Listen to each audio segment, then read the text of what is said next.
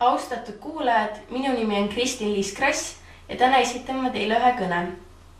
Eesti riik on kulukas ja Eesti riik on kallis. Ta on kulukas kodaniku rahataskule ja ta on kallis kodaniku südamele. Nii on öelnud meie armastatud president Lennart Meri. Kuid mida ta õigemini sellega öelda tahab? Kuidas on meie riik kulukas? Me elame väikses riigis, kus valitseb demokraatlik vorm. Teadagi on demokraatlik valitsemisviis kulukas, näiteks oluliselt kulukam kui totalitaarse korraga riigis. Meil toimuvad ausad valimised, kus saavad oma hääle anda kõik, muidugi vastavalt kriteeriumitele. Me saame valida erinevate kandidaatide seast endale rahvaesindajaid ja võimalusel ka ise kandideerida. Ausate valimiste korraldamine on suhteliselt kulukas. Erakondade ülalpidamine on kulukas. Aga neid on vaja, et oleks võimalikult lai elanike huvide esindatus. Paljud küsivad, et miks meie Riigikogus nii palju liikmeid on. Kuid see on sellepärast, et oleks võimalikult erinevad maailmavaated esindatud.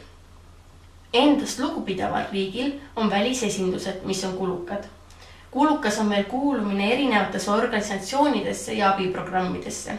Kuid need on meie riigil eriti tähtsad, sest kõik siin maailmas ei ole just meie sõbrad.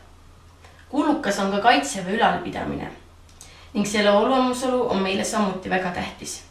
Jah, me küll kuulume NATO-sse, ÜRO-sse ja Euroopa Liitu, kuid ainult välisabile me ohu korral loota ei saa. Sellepärast ongi vaja meie omi Eesti mehi veendma minevast kaitseväkke. Kuna viimasel ajal on palju esinenud ühiskonnas arvamusi, et sinna minek tundub justkui mõttetuna. Kuid tegelikult on see tingitud nende oma mugavusest ja tegelikult ka egoismist. Kuid kui minnakse kaitseväkke, õpitakse nägema elu väljaspool harjumuspärast mugavustsooni. Suures universumis, linnude galaktikas, leidub planeet nimega Maa. Siin on 240 erinevat riiki. Me elame ainulaadses riigis nimega Eestimaa. Teist sellist riiki kuskil ei ole. Meil on oma maa, oma keel, oma arhitektuur, mis on ligikaudu 1000 aastane. Meil on oma puhas loodus. Meil on omad inimesed, omad kombed ja ajaloolised traditsioonid. Me ei pea kartma ega elama 4 seina vahel, soovides avaldada oma arvamust. Me saame seda vabalt teha. Mõelge, et mõnel teisel riigil puuduvad nad sellised võimalused. Me ei pea kartma loodusõnnetusi, meil ei ole aastas põuaperioode või vihmaveeperioode, me ei pea kartma tsunamit või maavärinaid. Praegust maailmapilti vaadates me näeme, et valitsevad ärevad ajad. Uudistest näeme, et mõnes riigis toimuvad sõjad, kuid just praegusel ajal peame me olema eriti tänulikud just sellele, et me elame sellises riigis.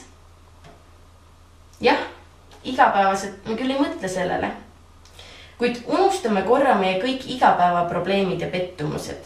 Võtame korra aja maha ja mõtleme sellele, kui õnnelikud me tegelikult oleme, et me elame just Eestimaal. Elame hetkes ja naudime seda. Oleme õnnelikud. Üks mees nimega John Ruskin on öelnud ühed ilusad sõnad. Kingi lapsele natuke armastust ja sa saad selle kuhjaga tagasi. Aitäh kuulamast!